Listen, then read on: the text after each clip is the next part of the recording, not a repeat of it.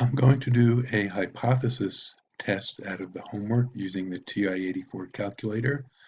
This one says, consider a drug testing company, a test for marijuana usage of 298 tested subjects. 27 subjects were wrong. So that's 27 out of 298. I would keep note of that.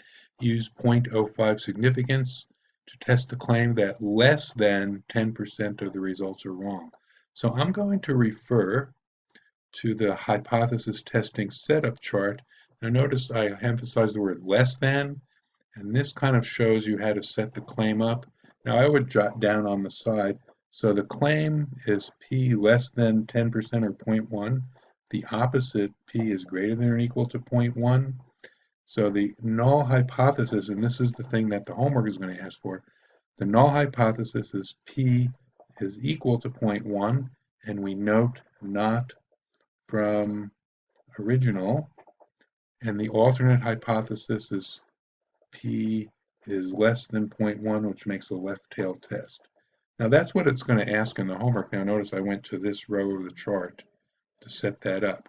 Now in the homework, the first thing they ask you about is what's the null and alternate hypothesis, and the ones that match H null is P equals 0.1 and H1 is P is less than 0.1 is C. Check. Well done. The test statistic, well, the rest of this we're going to get out of the calculator. So I'm going to go to the calculator. I'm going to get out of there whatever I was doing before. And to do this one, I'm going to stat tests, and I'm going to one prop z test.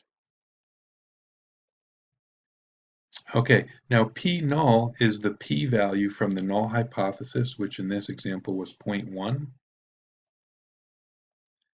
X and N, X were the number of incorrect subjects. So if you want to look back, I wrote it down, but I think it was X is this 27 and N is the total 298. So X is 27, N is 298. Whoops, N is 298. Careful, that N is the sample size. Sometimes you have to add a couple of numbers in the question to get the total sample. If they said 27 were correct, some number were incorrect, then you have to add them. But this one said 27 out of 298. Now this row, you have to match the form of H1, the alternate hypothesis. Our alternate hypothesis was P was less than 0.1. So I'm going to move down. I'm going to arrow the cursor over to less than 0.1,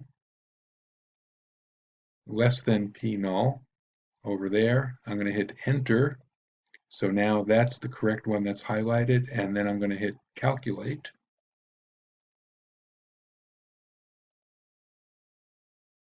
Enter. And this gives me everything I want to know, that Z equals minus 0.54066. That's what the homework wants for the test statistic, minus 0.54. I'm writing that down, 066. And this P, not the p-hat, but the P is the p-value that we're going to compare with the significance of the test, the 0.05, to determine whether to reject or fail to reject H null.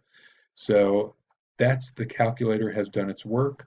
I can go back to the question, and it asked the test statistic. The test statistic was that negative 0.54066. It only wants two decimal places.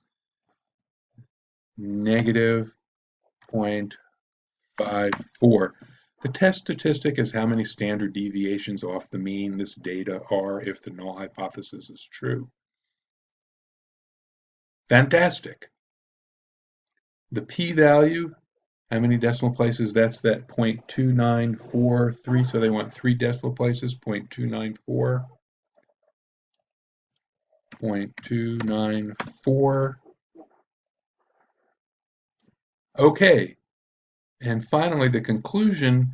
Now here's where I'm going to refer to the conclusion chart, which I have here. So the thing is that because the p-value 0.29 was not less than alpha 0.05, we are going to fail to reject H null. And going back to the original setup, from the original setup chart, it was not from the original claim. So I'm going to look at the fail to reject, which is the second row, not from the original claim, the second column. There is not sufficient evidence to support the claim as the correct conclusion. So the wording in the homework, something like that, there's not sufficient evidence to support the claim. If I go back to the question, we fail to reject H null. There is not sufficient evidence to support the claim. That looks like part C. Excellent.